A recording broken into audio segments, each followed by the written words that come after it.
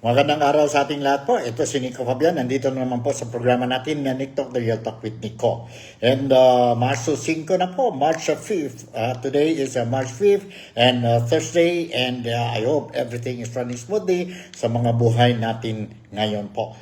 At the same time, sana lang po lahat mga overseas Filipino workers, especially those who are affected by the conflict between America, Israel, and Iran po, sana they are safe and malayo sila sa peligro.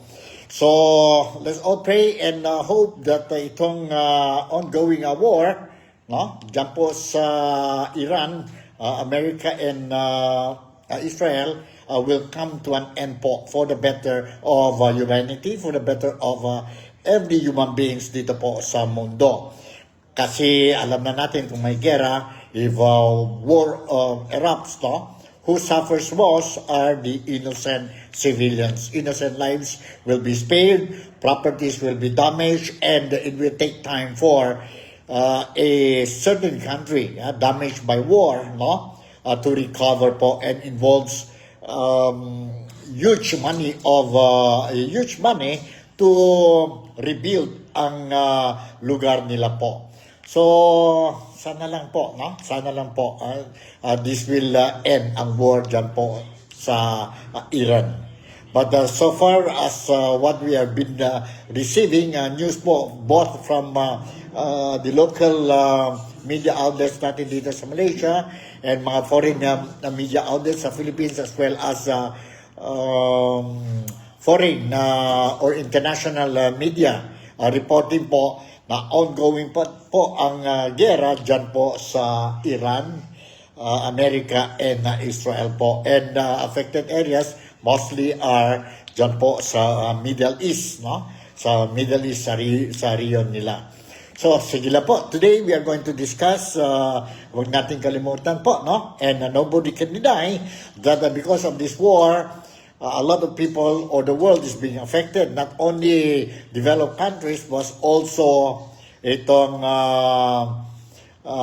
developing countries like the Philippines po. Especially the Filipinos po, no? Because we are not oil producing country, and we are an agricultural country po. And everything we do, no, depends on oil. So dahil dyan po sa gera, no, expected na po ang domino effect sa mga Filipinos or sa Pilipinas po, no, especially talaga sa Pilipinas. Kasi dependent tayo sa oil and gas po sa coming from other sources po, no, kasi wala tayong oil and gas sa Pilipinas. So, I will be touching a little bit on this, or I will focus ang issue natin po dyan po sa negative effect of this war, no? Of this war. And before going on this issue, I will be touching also po, no, for, I believe, every Filipino po, no, or majority of the Filipinos, they really want to know anong latest developments tungkol sa sitwasyon sa Pilipinas, especially on the political arena, no? Ang impeachment ni Inday Sara Duterte.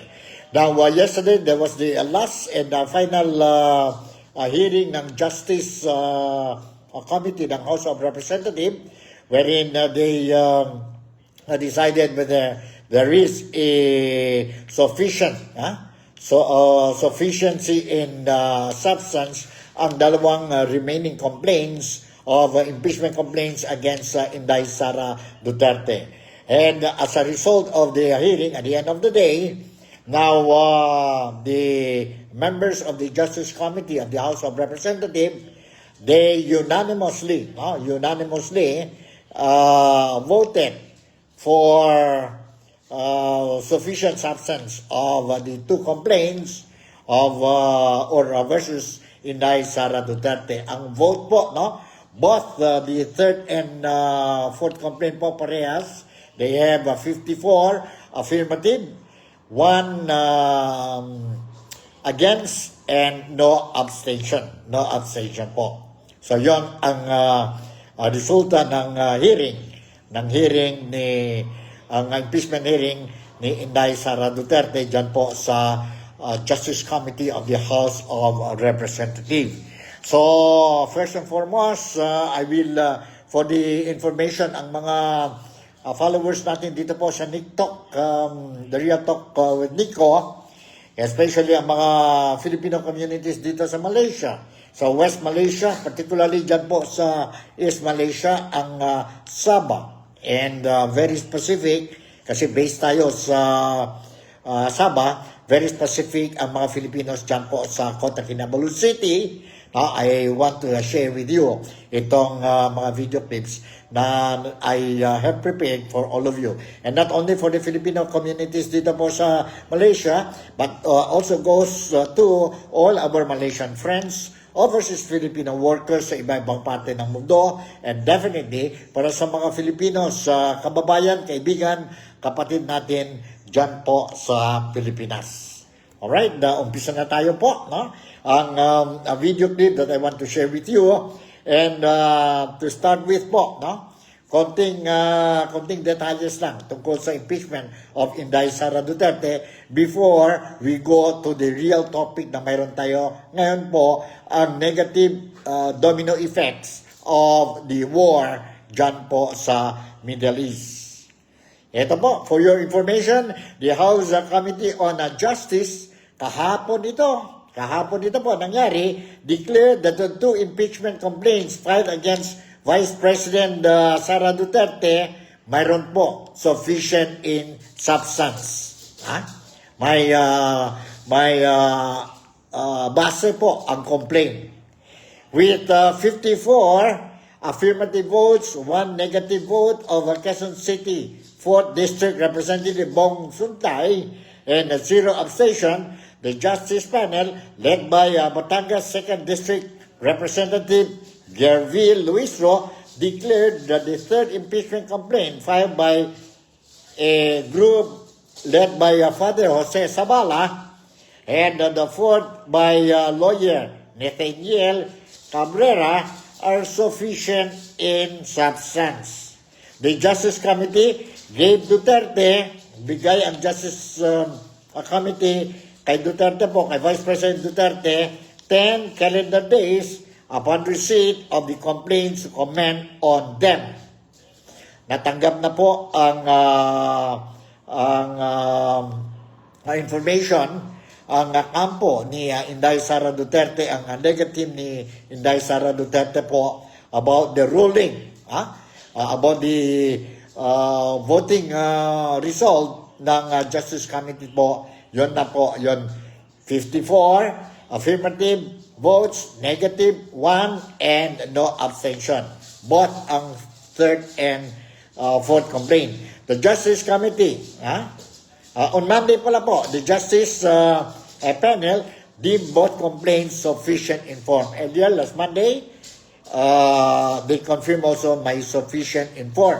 Kasi dapat po, dalawa yon, sufficient in form and sufficient in substance. Sufficient in substance. Alright, yon ang latest updates. But anyway, so that for clarity purposes po, nandito ang report ng GMA News kagabi, kahapon, and today po regarding itong impeachment ni Inday Sara Duterte. So let me share with you itong video clip that I have prepared para sa ating lahat po dito sa programa natin, Nick Talk, The Real Talk with Nico. Nandito po, let's watch and listen to this po. Hold on, i-prepare natin. Prepare natin po. Hold on, nandito, and let's watch itong video clip.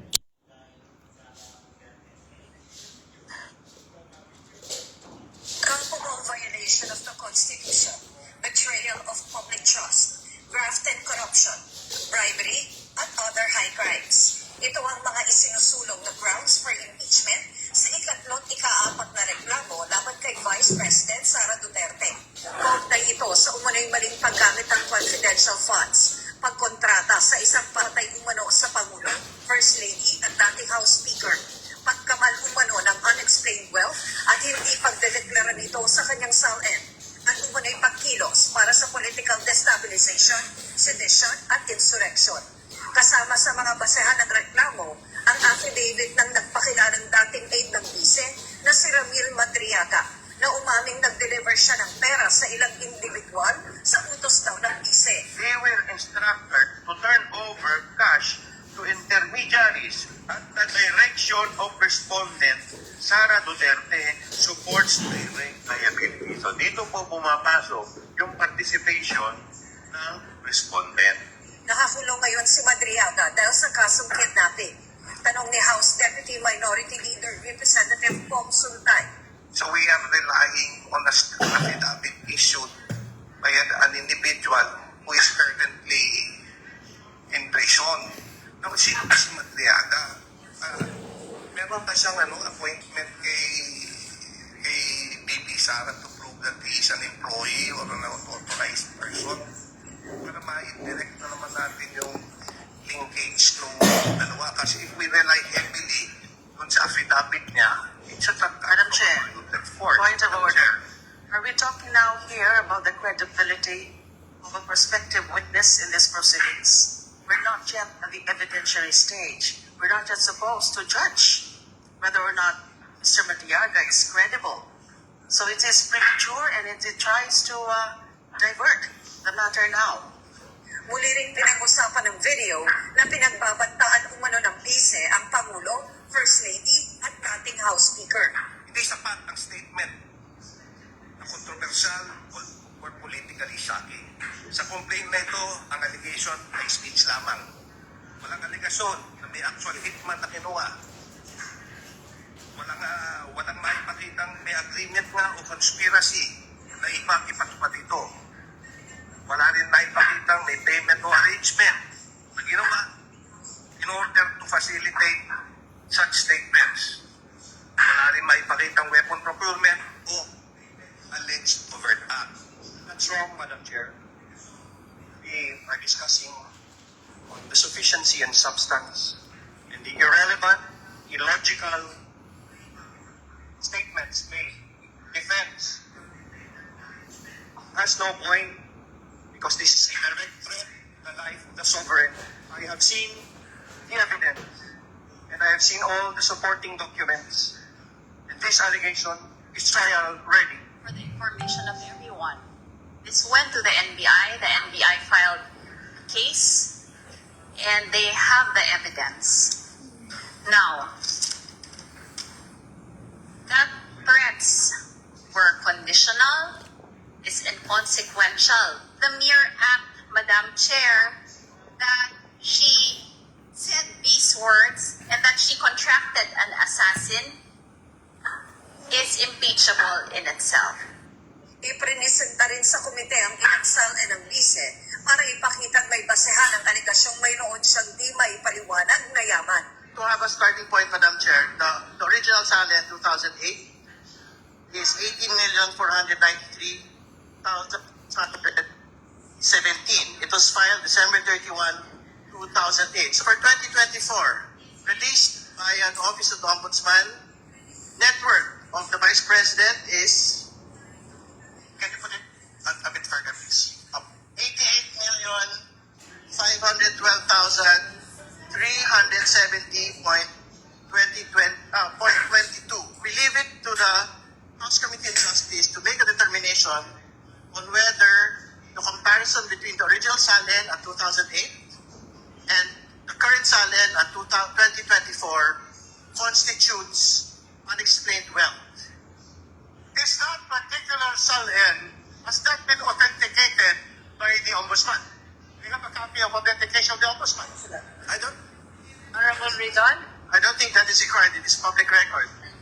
public documents follow the self-authentication rule. They do not need further authentication. Matapos ang deliberasyon, sinimulan na ng komite ang botohan. Sufficient in substance. So ruled. 54 ang bumotong yes para ideklarang sufficient in substance ang ikatlot ika-apat na impeachment complaints laban kay Vice President Duterte. Tanging si Representative Suntay lang ang bumotong no. Kasunod nito, nagpapadala ng notice ang komite sa kampo ng Vice Presidente para maghain ng sagot sa loob ng 10 calendar days. Pagkatapos, may 3 calendar days ang mga complainant para maghain ng kanilang sagot. Sunod naman, may 3 calendar days ang Vice para maghain ng rejoinder. So it will be up to the respondent on how he is going to respond to all the allegations therein. Either he files 2 separate answers or he files 1 answer indicating the responses to the 3rd impeachment complaint and indicating the responses as well to the 4th impeachment complaint. What is important is for us to have reference that we are still dealing with 2 impeachment complaints here, although consolidated in 1 proceeding. Ayon sa defense team ni Vice President Duterte, susuriin nila ang mga naging aksyon ng komite at mga record ng proceedings. Hindi raw muna nila tatalakayin sa media ang nilalaman ng kaso at sasagutin ito sa tamang konstitusyonal na proseso. Ito ang unang balita. Tina Panganiban Perez para sa GMA Integrated News. Okay, narinig ninyo po. Yun report coming from GMA po regarding ang what transpired during the hearing yesterday po dyan po sa Justice Committee ng House of Representatives. So, out of the 4 complaints filed dyan po sa Office of the Secretary General ng House of Representatives po, ang isa was dropped, the other one they withdrew, and ang remaining 2 na lang po. Yung 2 impeachment complaint po, 3rd and 4th, na-declare talaga yun po na it is with sufficient or sufficient in form and sufficient in substance. Kaya nga, ang proseso po will now continue. Kagaya din nyo po what happened during the impeachment hearing ni President Ferdinand Bongbong Marcos last month po, no? Last month, but it was there was a 2 din yung impeachment na complaint kay President Ferdinand Bongbong Marcos Jr. But yung 2 may sufficient in a form but insufficient in substance. Kaya nga na-drop na ang or dismiss ang impeachment complaint against President Ferdinand Bongbong Marcos. Alright, let me share with you another video clip mo dyan po sa session yesterday, and this time around is on the voting exercise ng mga members po. So at least you will have an idea talaga po kung paano nangyari yung po ang votation. Nandito, and let's watch and listen to this. Hold on po. I will, okay, sandali.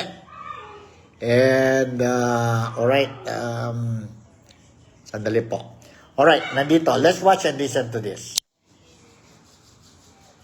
Favor of the motion, please raise your right hand.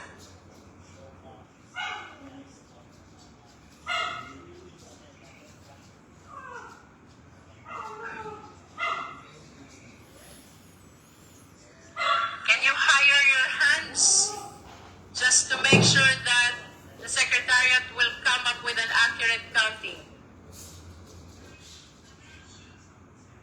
Who are not in favor of the motion? Those who are not in favor of the motion, please raise your right hand.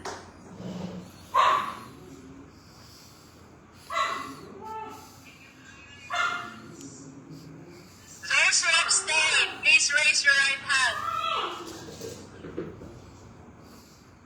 Alright, so that concludes the voting. Secretary, the result, please. And the Honorable Rene Gotras came, and she's registering as well. Her vote will be affirmative. That is in favor of the motion.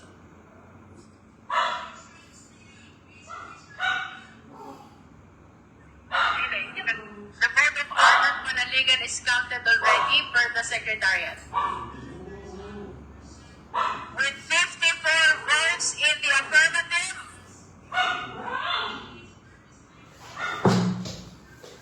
in the negative, and 0 abstention, the Chair declares Zabala et al. Impeachment complaint. Sa'yo niya.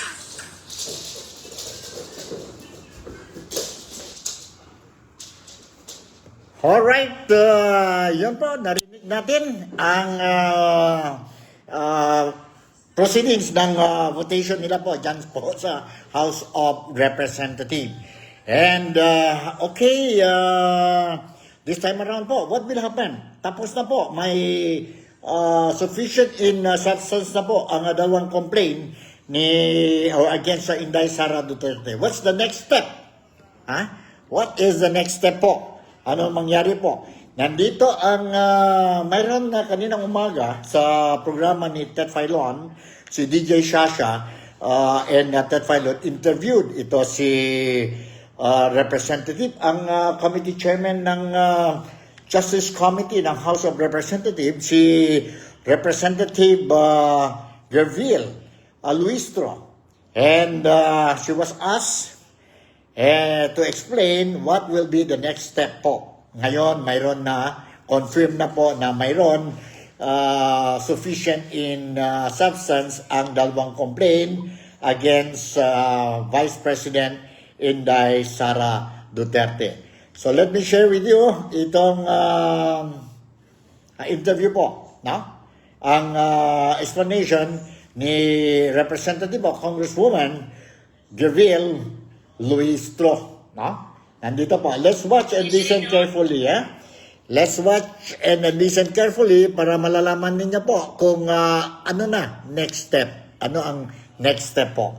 So, nandito. Let's watch and listen to this. Before we ended our hearing kahapon, before we adjourned, the Justice Committee already issued the notice to the Vice President. That is for her to file her answer within the period of non-extendable endings, calendar days, no? Itong sagot ng ating Vice Presidente, aside from they need to be filed to the Justice Committee, copy of which needs to be furnished as well to the complainant. And in that case, from receipt by the complainant of the copy of the answer, they are given a period of 3 calendar days within which to file their reply, no? Dapat i-furnish din nila ang Vice President. And in that case, the Vice President naman, from receipt of that reply, is given as well a period of 3 calendar days to file her rejoinder. Ang tawag natin dito, DJ, responsive pleading. Reason is nagsasagot din sila. From my answer si VP, from answer, mayroong reply sa complainant, and from reply, may rejoinder si VP. No? Ang tawag ko dito, DJ, is step 3. And as a matter of fact, dito sa step 3, dito na rin sinasubmit yung evidence ng both parties, complainant and respondent. And if they have affidavits and counter-affidavits, they need to be sworn in as well before the Justice Committee. When all of these are complete, the Justice Committee under step 3 needs to determine whether or not there's sufficient ground that supports the impeachment complaint. If the answer is in the affirmative, if that is a decision of the Justice members' majority, we go to step 4. Step 4 is the hearing proper. Dito natin tatawagan ang complainant, ang witness, and even the respondent. Maraming nagtatanong, BJ, what if the respondent doesn't show up? What if the Vice President doesn't appear before the Justice Committee? Let us remember that her appearance in the hearing is part of her right to due process. In other words, she has the prerogative. She has the option. She has the choice whether to come or not to come. No? If she doesn't come, it will be interpreted merely as a waiver of her right to be present during the hearing. Pag natapos na lahat ng parties dito sa hearing proper, we go to step 5. In step 5, the Justice Committee will vote on whether or not there is probable cause that supports the impeachment complaint. That is why, DJ, Ito ang dahilan, Manong Tek, why I compare the proceeding before the Justice Committee to a preliminary investigation in an ordinary judicial proceeding. No? Para kami mga fiscal, nag-PPI, the quantum of evidence required is probable cause, and whatever the decision is of the Justice Committee, step 5, isusulat namin na sa committee report. And that committee report is subjected to the approval of at least 1/3 of all the members of the House of Representatives. No? Kung makakakuha siya ng at least 1/3 vote, then that is the time that the Articles of Incorporation, Articles of Impeachment will be transmitted to the Senate for trial. Okay, yun po. Narinig natin ang explanation ni Representative Gerville Luistro po. So, let's watch and monitor itong situation po. It will take a long time kasi by this month, end of this month po, may recess na yata sa 18 ang Kongreso, and they will only be back after Holy Week. No? And that will be, I think, in May. So, recess. But according to Congressman or Congresswoman Luistro po, although it's not yet confirmed, but she is more than willing, even recess pa ang Kongreso po, she's willing to conduct ang hearing po para ma-fast track itong proseso po, no? So it will take a little bit the time, no? Maybe 2-3 months ito po ang hearing ito po, and pagdating naman sa Senado, it will take another time. And nobody knows what will happen sa Senado, although there are some speculations po, because impeachment is a political maneuvering, no? And depende ito po sa numero, the number of supporters, either on the other side or sa side ni Inday Sara Duterte po, medyo mahirap i-convict si Inday Sara Duterte as of ito mga rumors ngayon po, no? Mga stories being circulated po, no? Na mahirap because they have to get something like 16 votes sa Senado po. Out of the 24 ba yun? Yeah. 24 senators, they must have a vote of 16 po, no? So, let's see what will happen, and I'll make sure ang programa natin, Nick Talk, the Real Talk with Nico, will continue to monitor ang mga situation, and definitely, kung may mga updates, I am going to inform sa mga followers natin dito sa programa. Alright, this time around, let's talk about ang main topic natin. Ang main topic natin po is all about itong negative domino effect of the gera ngayon po, joined forces ito po, ang Operation Epic Fury, no? Yon ang pangalan ng operation, joined operation, military operation of United States of America and Israel against Iran to stop. Mayroon daw itong weapon of mass destruction, and akala natin po wala na yun the other day, but one of the reasons is ito na nuclear program ng Iran. That is one of the reasons why they attack ang Iran. The other one is they want to change ang government ng Iran po, no? Ng Iran. So, ito na po, dahil sa gera na yan po, which started last Saturday, medyo, hindi lang medyo, marami pa. Marami na po na sabihin natin na biktima, na?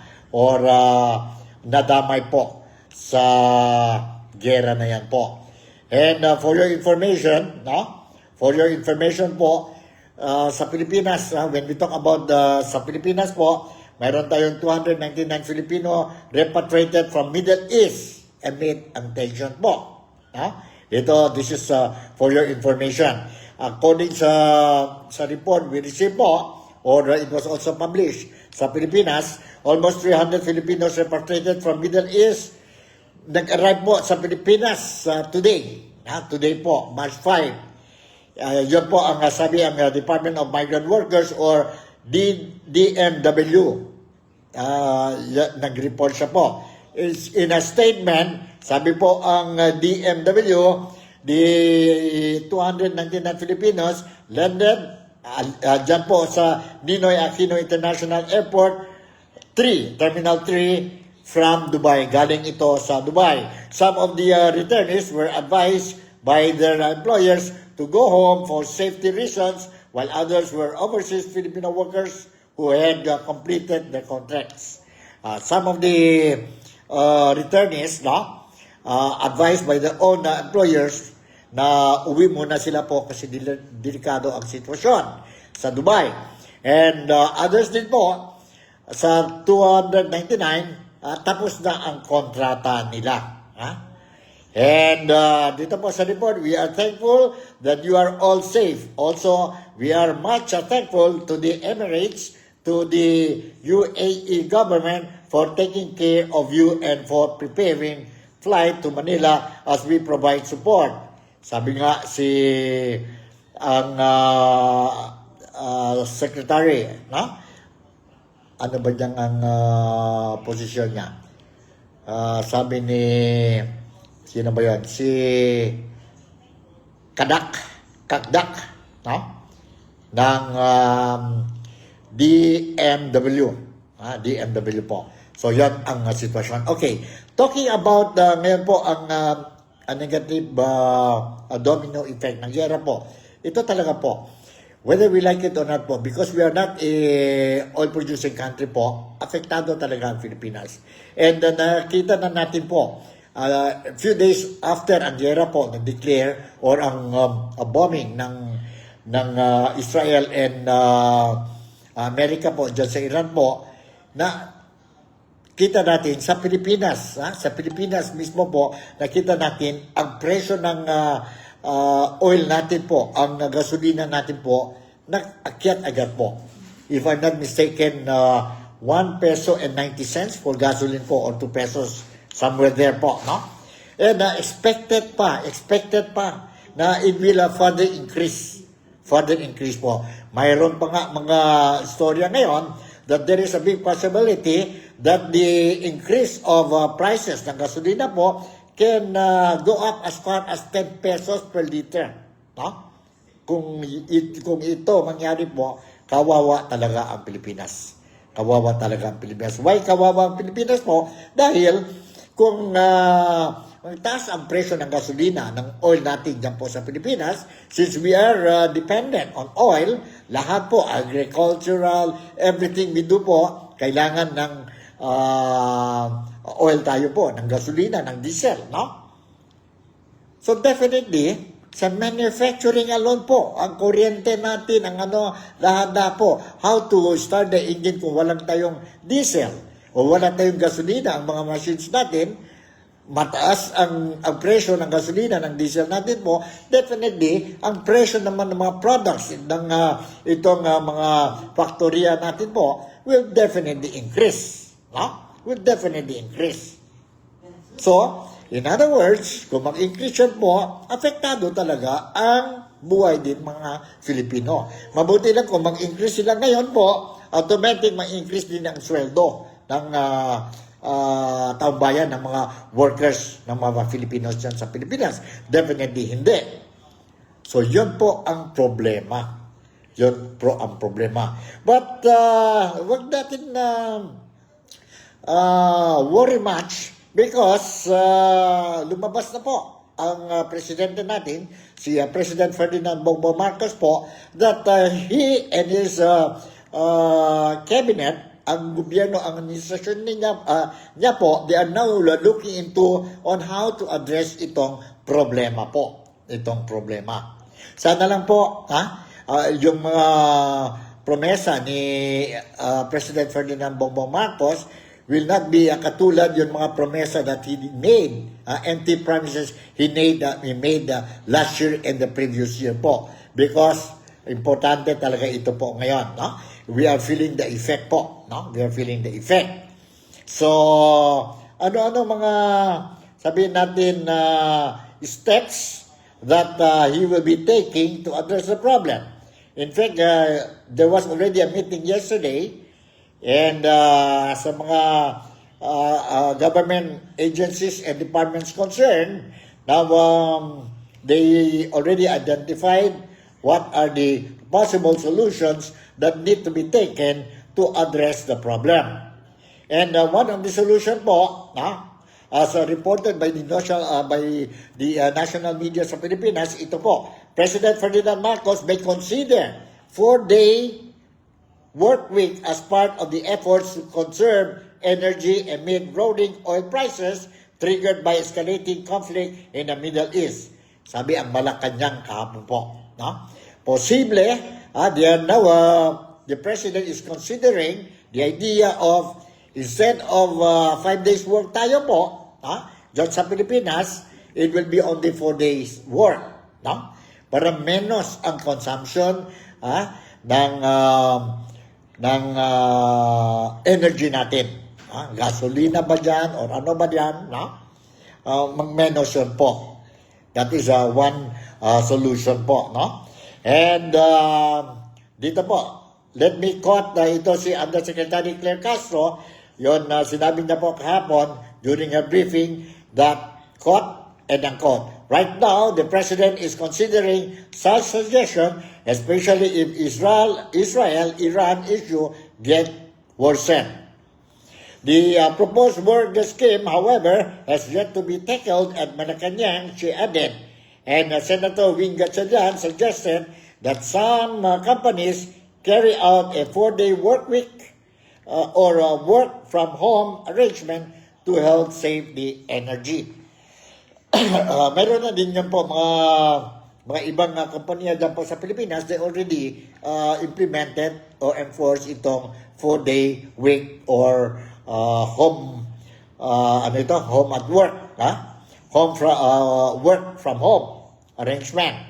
Earlier, Marcos directed national government offices to conserve energy and encourage local government units and the general public to adopt similar energy saving measures po. If you remember, mayroon tayong dyan po, sa social media po, posted sa social media, lumabas po, na si BBM is calling the public to commute lang muna po, commute lang muna to help save. Sana lang po, if the President or the government or the administration is calling for the public to commute, do not use their private vehicles po, sana po lahat po, lahat po. Hindi lang ang publiko po, sana po hanggang hasta mga itong government officials natin po. That includes senators ka, congressmen ka, that includes general manager ka o director ka po, lahat tayo mag-commute na lang to solve, to help address or save itong energy natin. The President's direction, the Internal Agency Energy Efficiency and Conservation Committee has issued an advisory outlining measures to save energy and the Middle East crisis. It advised national government agencies, government-owned and controlled corporations, state universities and colleges, and local government units to reduce fuel consumption by at least 10%. So, reduce fuel consumption, ibig sabihin, huwag natin gamitin mga aircon natin for 8 hours ka or 20 hours ka, Yung mga director, mga government big bosses natin po, pagpasok sila sa opisina, dapat ang room nila malamig na malamig. So sabi ni BBM, i-conserve tayo 10% of the consumption. So sana lang po ang mga assemblymen natin, mga senators natin, mga congressmen natin po, dyan po sa House of Representatives, ang mga opisina nila, saka sa Senado po, we will also see that they will switch off ang aircon nila po. Ang aircon nila. Ganon ba yun? Let's see po kung they will follow itong directive ng Presidente. And wag lang po, do not just strictly enforce itong directive sa ibang tao po. And let ang mga ordinary government workers po suffer. Off ang lugar nila, ang department nila po, dyan sa gobyerno. Let's say for example sa opisina ng land transportation for example, ang sa labas po, walang aircon, but ang director po may aircon. Sana wag lang ganyan po. Pitching on the east, pitching in to ease the burden of the people, the Department of Trade and Industry, DTI, is calling on manufacturers of basic goods to maintain their prices with further hikes, in fuel likely in the coming days. We always want a win-win for what's best for the consumers and manufacturers. Trade Secretary Cristina Roque told reporters on the sidelines of the Philippine-Korea Business Forum kahapon po. She said that there has been no movement so far in the prices of basic necessities and prime commodities. She also said that the DTI has also not received requests from the manufacturers to adjust prices. Of course, the goods were made before this increase. Okay? Yan po. So, yon ang latest updates natin po tungkol sa mga reaction ng sabihin natin private sector din po. And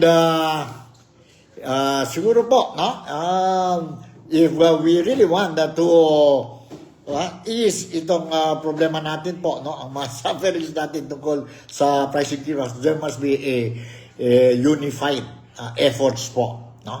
Everybody should do something. Everybody should do something po. Hindi lang selected ones. Hindi lang selected ones. So, yun po ang ano natin. Tuloy ito ang 4-day work week or hindi. Let's watch and tingnan natin po what will be the next developments when decide na po ang gobyerno kung matuloy ba itong ano nila. Ang sabihin natin ang plano nila po. So in the meantime, po, magtulong-tulong tayo po and let's all pray po. And tungkol naman sa gasolina, mayroon tayong ditong report pa, I want to share with you itong report. President Ferdinand Bongbong Marcos is expected to certify as urgent any measure that will grant him the power to establish or to slash the excise tax on oil products to mitigate the impact of ongoing Middle East conflict on commodity prices. Si BBM is asking for an emergency power to be given to him po so that he will be able to slash itong excise tax po. The government has enumerated measures to address the possible effects of the war involving the U.S., Israel, and Iran, including targeted fuel subsidies to the transport and agriculture sectors, as well as no-fare bus rides along major routes. Marcos has also announced a plan to talk to lawmakers to seek authority to lower the excise tax on petroleum products scheduled or should Dubai crude exceed $80 per barrel. Reduce na po ang excise tax po. Yes, because it is timely, Presidential Communication Undersecretary Claire Castro said in a press briefing yesterday, but asked if the President would certify as urgent any measure on fuel excise tax declaration. If a bill is certified as urgent, it becomes exempted from the rule that it can only be passed on the third and final reading 3 days after its approval on the second reading.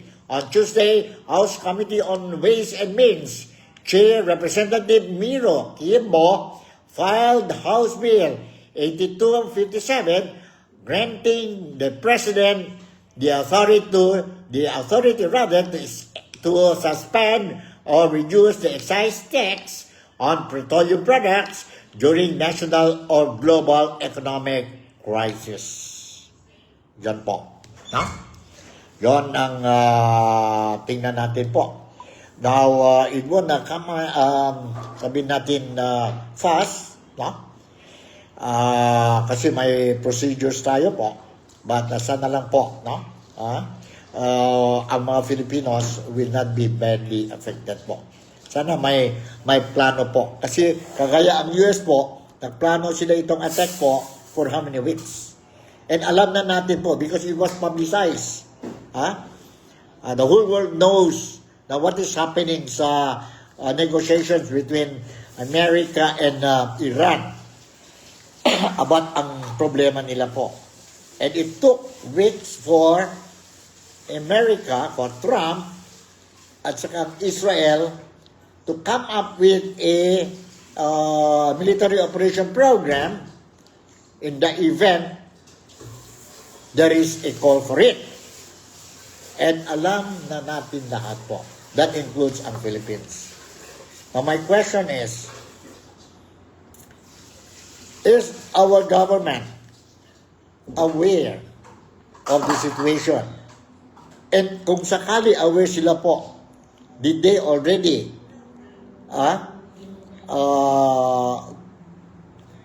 nagawa ba sila ng contingency plan in the event this thing will happen?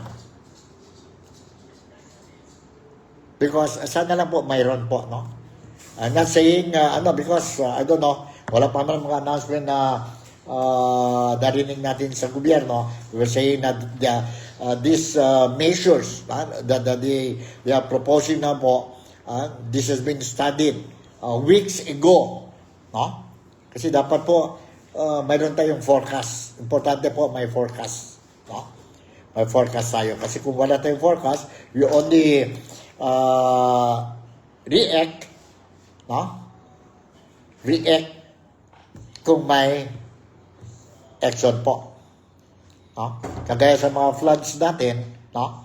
We only started doing or extending before lang, no? Before. We only extend assistance to the flood victims mo kung nangyari na po. Kung nangyari na ang calamity, no? Pero dapat, although we learn, ang Filipinos when it comes to ang flood, we learn a lot, no? May mga early preparations na po. Remember the time of President President Rodrigo Roa Duterte po. The moment na ang pag-asa will say na expected, meron tayong expected typhoon darating.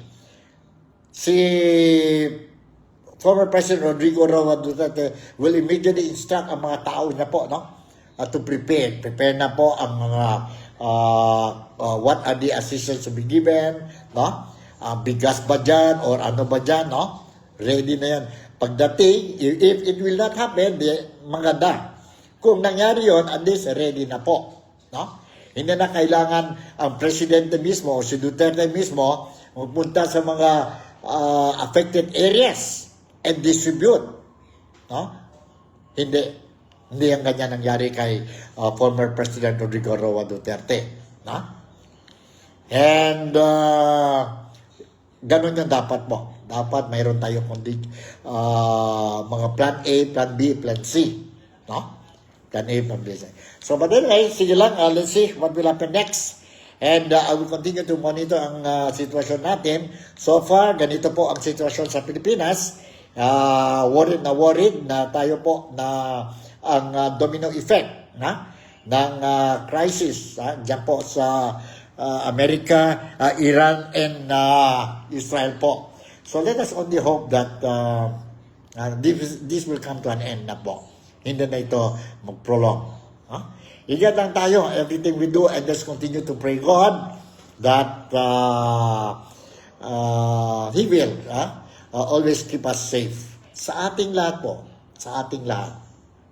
Sa ating lahat po. Hindi lang Filipino, hindi lang mga Malaysians, hindi lang mga Americans, lahat po. Be it Muslims, those people embracing the Islamic faith, or be it Christians, Buddhism, anybody. Keep us always safe, Lord.